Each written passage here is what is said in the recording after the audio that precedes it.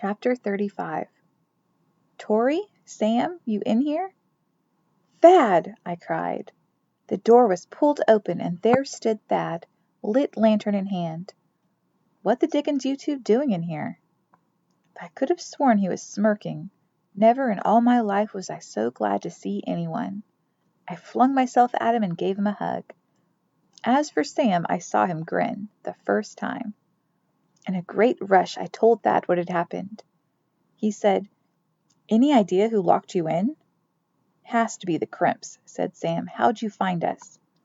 "Soon as I'd checked the list of outgoing ships at my store, I came back to the beach and started hollering. When you didn't come, I figured something had happened. Got me a boat and rowed around. Took a while, but then I saw Tori's red shawl drooping from this here ship. Not hard after that. Glad I found you." "Thank you, Mother," I thought, but what I said was, "Let's get off this boat." We all but ran up to the main deck, then scrambled down the rope ladder, but I didn't feel safe until I was in Thad's rowboat. Once there, with him at the oars, we began to move away from the hulk in which we had been trapped. "What time is it?" I asked. Thad said, "'Bout noon." "What's the date?" "Near end of November." Almost December. December was when my father had promised to return. My heart hurt. The fog was thin and the day had become warmer. We rowed about in search of the rowboat Sam and I had left behind. When we found it, we towed her along as we headed back to shore. It was only then that I said to Thad, "Did you find out what ships are leaving?" "Only one that's been cleared, the Yankee Sword, was for today, but changed for tomorrow. Don't know why." "Fog," said Sam. Thad said, "She's headed for Panama." I remembered. That was the one Jacob talked of joining. What if he had? No. Impossible. Sam said if she's heading there, it means she's going to pick up new immigrants, which also means when she goes, she'll be mostly empty. Could Jacob be on her? I asked. Thad said, "She's the first one going out, isn't she?" I said Jacob told me they were looking for a cabin boy. "There you are," said Sam.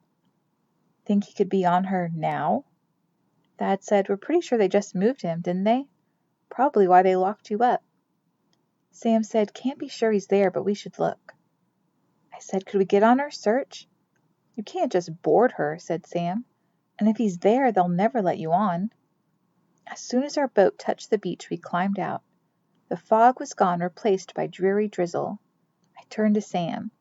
"Do you need to tell your father what's happened?" "If I do, he won't let me out of the tent." Thad said, "We sure need you."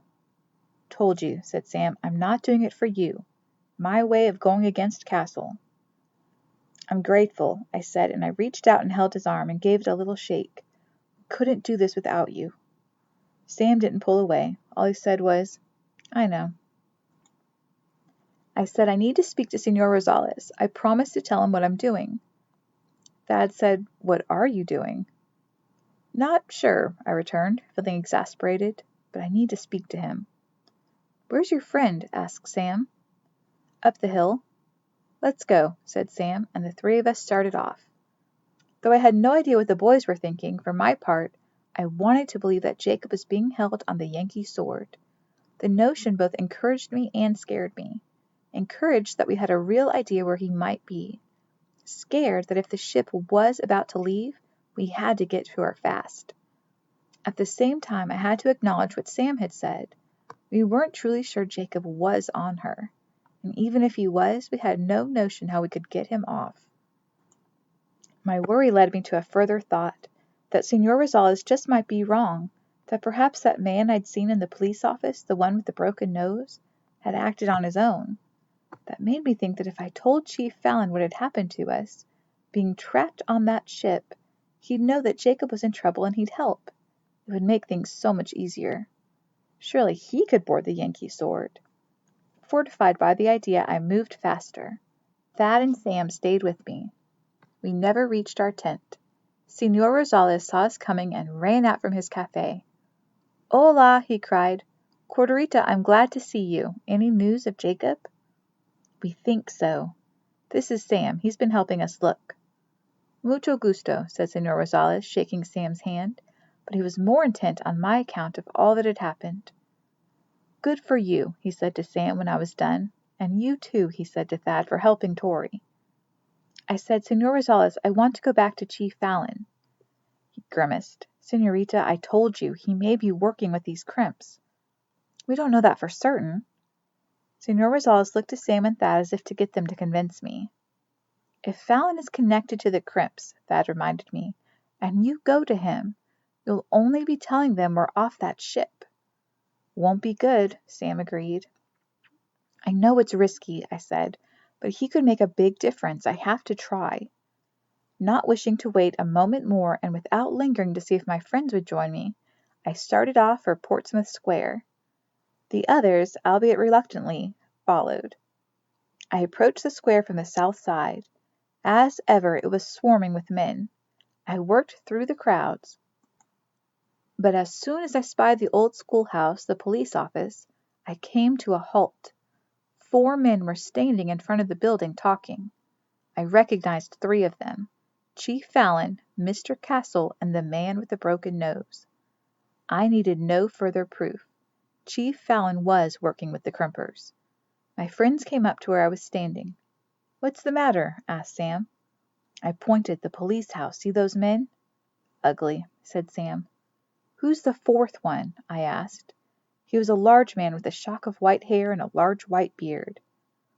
Captain Littlefield, said Thad. I've seen him about our store buying supplies.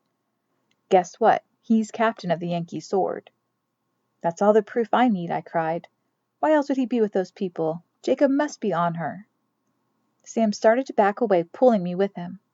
Be better if they don't see us. Let 'em think we're still locked up on that ship. We hurried off. Senor Rosales quite puzzled. As soon as we were out of the square, I explained it to him. You were right, I said. The police are working with the crimps. I think that man... Remember the man with the broken nose in the police house? I think he's the one who locked up Sam and me on the ship. Madre de Dios, said Senor Rosales. The Policia and the crimpers. That's what I was told. When does this Yankee Sword depart? Tomorrow, latest, said Thad. Santo Cristo, have you studied the ship? Not really. Come back to my cafe. Use my telescope. Maybe you'll even be able to see Jacob. That would help. Once we got the telescope, it was Sam who said, We'll see more from Goat Hill. Por favor, keep the telescope, said Senor Rosales, but you must promise to come back and tell me what you intend to do. Lo prometes? Soy responsable. You must not do anything peligroso. Thad turned to me as we headed away. What's peligroso mean? Senor Rosales had taught me well.